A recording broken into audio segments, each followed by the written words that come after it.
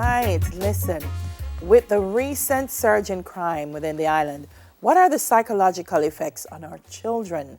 Joining us this morning is CEO of Phoenix Counseling Center and lead psychologist, Dr. Patrice Charles. Hey, Doc. Hey, Doc. Morning. Morning. Welcome. Good morning. How are you?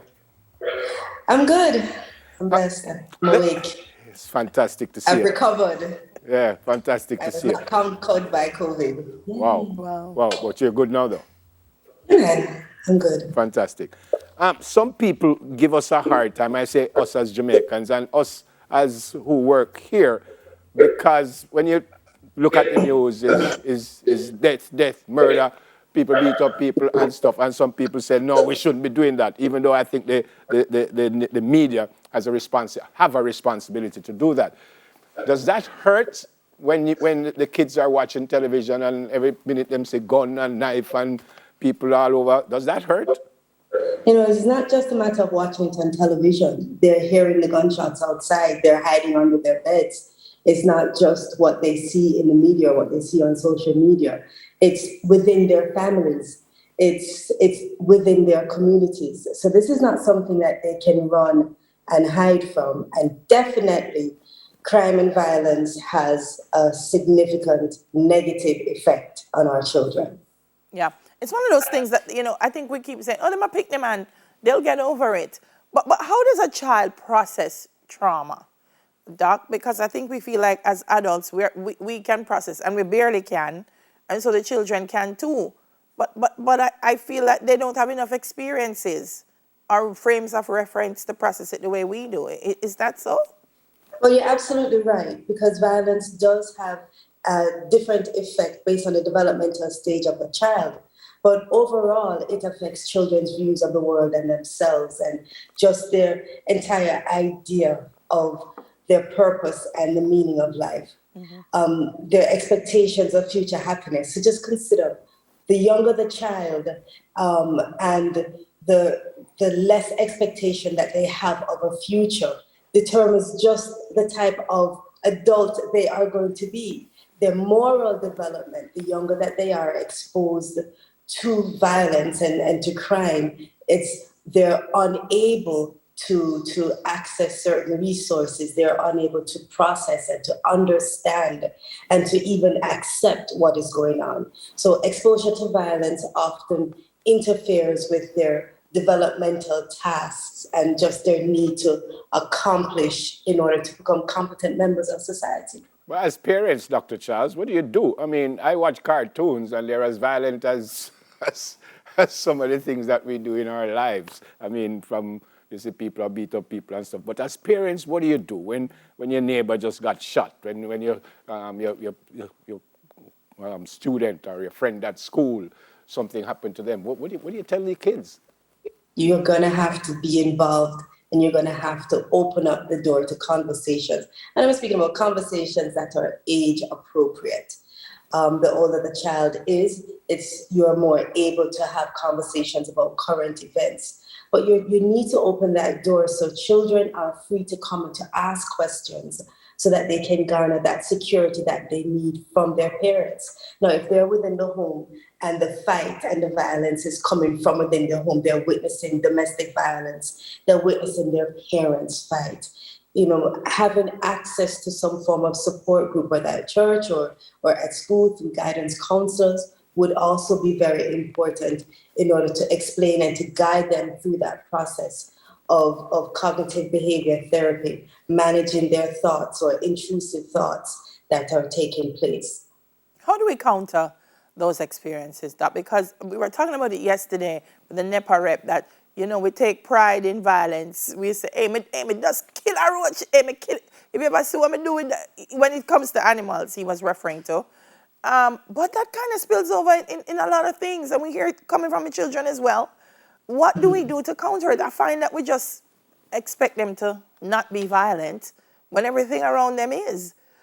What should we be doing to counter those experiences in our children? Almost like a constant battle, Adelia. It's literally we are at war with gangs. We are at war to teach our children the right way, to guide our children through the appropriate principles and values. that becomes a part or should be a part of our rules that we create, that parents, as parents, we create within our homes. So literally, it is pointing out what is right to our children in spite of what's around them that is wrong. And that's why it's so important that parents themselves understand that they have to get involved with their children. They have to be able to speak to their children. They have to be able to protect their children. Perhaps, overcrowding is one of um, those issues that we're seeing coming out of certain communities. And so parents, it may be difficult to shelter your children at home.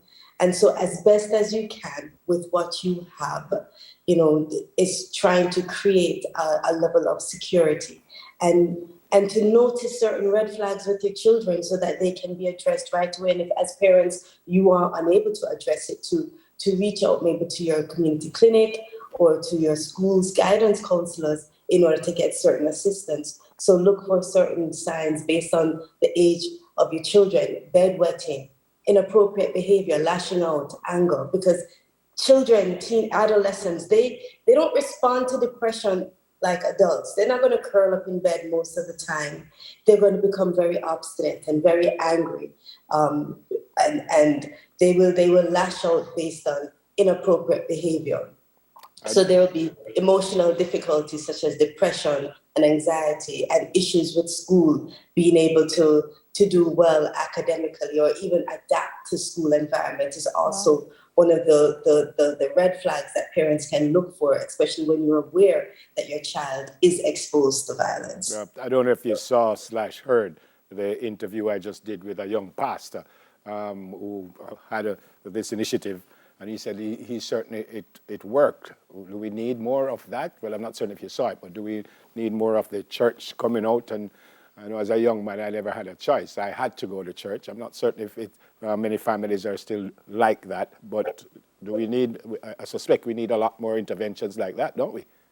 We do, because we need something to counter the moral development or lack of moral development. Children are becoming normalized to reoccurring violence and crime that's taking place within their communities and within their homes. It's becoming normalized. So when they hear about a killing or something tragic that takes place, their affect is so flat. There isn't a reaction, or they respond through how they interact with their peers, which is within themselves also violent. So yes, we do need community interventions that focus on moral development and cognitive functioning of children that would help to improve, where children can go to speak about and to express how they are feeling, so that they can get help to come to a place of acceptance and understanding. And a lot of the time, children are just afraid.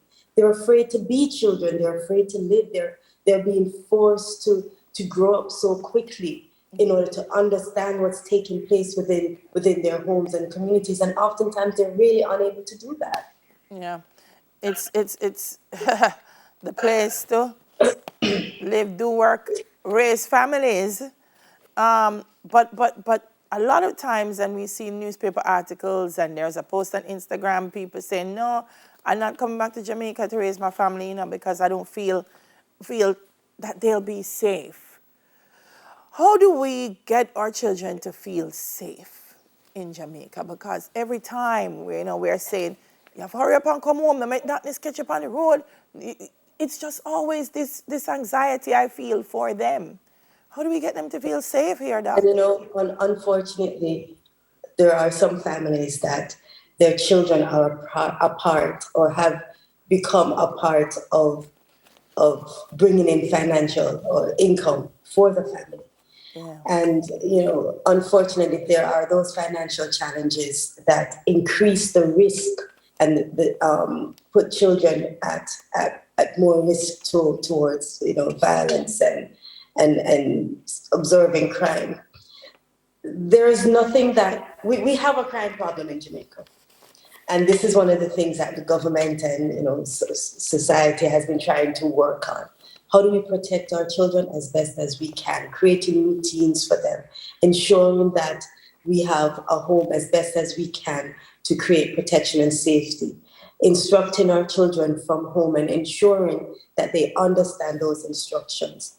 You know, having safety groups within communities. This is where sometimes that village is so important, where one can look out for the other. So if you know that your child is supposed to be in the yard by a certain time because school is finished and they're not there, someone can alert a parent. Look at what happened in St. Thomas. That was really because a village took over in order to protect children, in order to go out, in order to get those children back. That was the entire village taking over.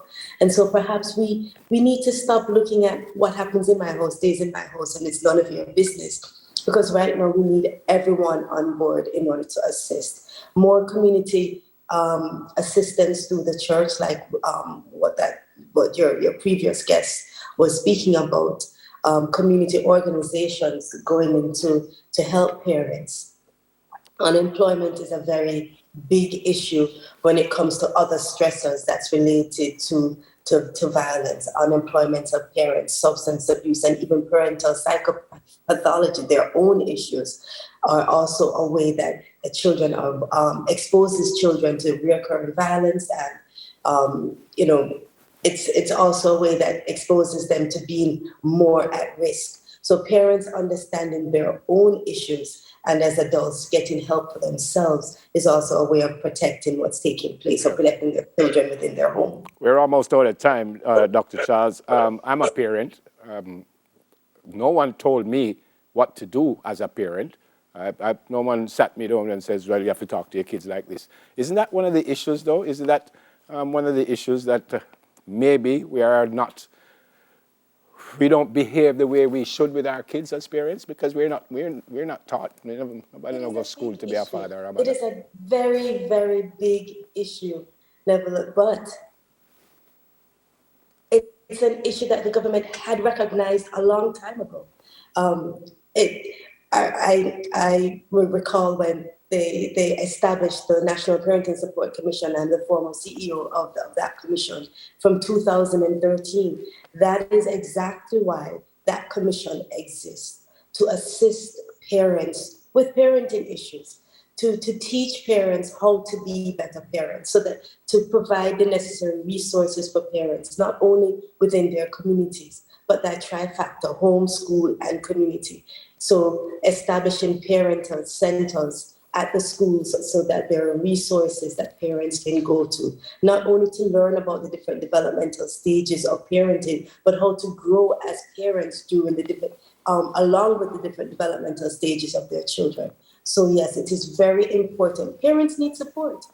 Our parents are becoming younger and younger and younger every day. So of course, there's no degree. You can't go and get a PhD in parenting. And oftentimes we parent the way we were parented too. And that's not necessarily the right thing either. Right. And with new technology and new exposures, children are different. And what they require is different. Yep. So yes. Yeah.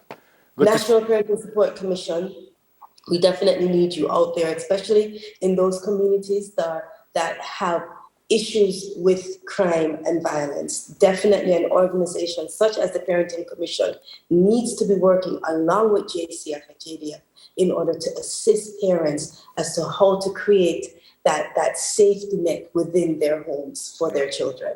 Good to see you, and I hope that you will be fully recovered pretty soon. God bless you and the family. Back at work. Yes. Yeah, she's the Chief Executive Officer of Phoenix Counseling Center and lead psychologist, and she's Dr. Patrice Charles. Yeah. Soon come. Stay with us, please.